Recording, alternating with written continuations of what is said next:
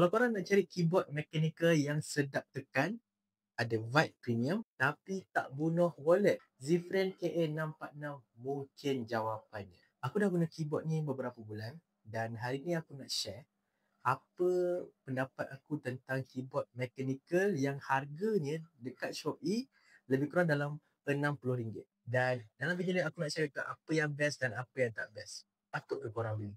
Zfriend ni brand yang agak underrated.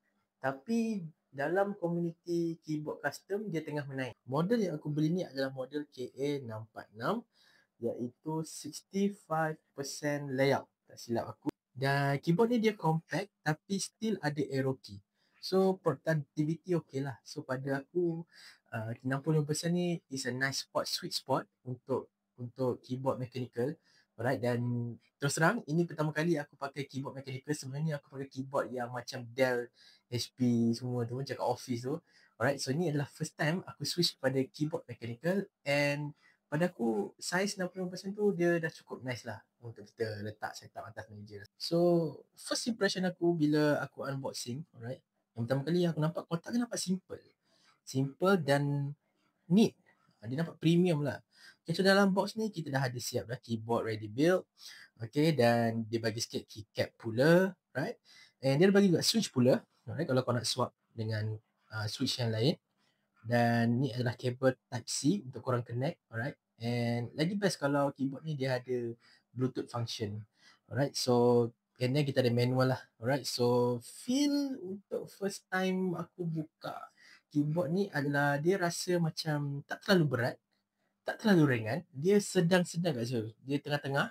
Dan pada aku dia solid lah. Dia rasa solid. Dia still rasa macam keyboard mechanical yang brand-brand yang lain. Cuma kalau brand yang lebih mahal, macam brand-brand dekat luar sana, dia lagi berat tau. Tapi yang ni dia ringan sikit lah. Dia tak rasa macam terlalu berat. Kualiti dia, aku tak pasti dia sama ada plastik ke atau dia macam plastik yang premium tu.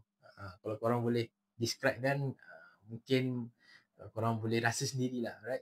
Kalau korang nak beli, boleh tekan link dekat bawah ni. Okay, sekarang ni kita masuk part yang aku memang impress gila. Okay, dia pakai tray mount, bukan gasket. So feel dia maybe stiff sikit. Tapi surprisingly, dia tak rasa murah. Kalau korang tengok dia punya keyboard ni, dia rasa macam bila tekan dia punya key tu, korang rasa macam korang tekan sesuatu yang macam mana aku nak explain lah. Dia agak susah tapi korang boleh dengar bunyi dia.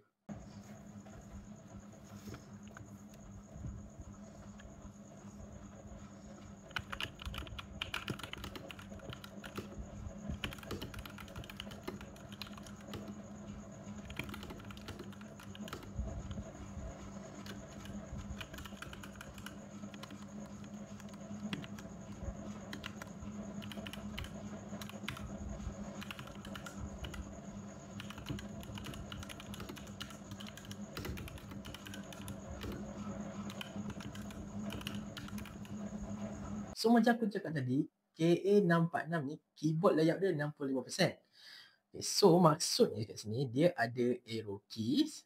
Okay, dia ada delete, page up, page down, alright. Tapi dia tak ada numpad. Okay, kalau nak numpad dia kena 100%. Okay, tapi ni dia ada, dia tak ada numpad, dia ada full alphabet, and then dia ada sikit lah, ada function key yang korang kena tahulah. Untuk gaming, ngam. Right, tapi untuk typing dia best kalau kita type laju.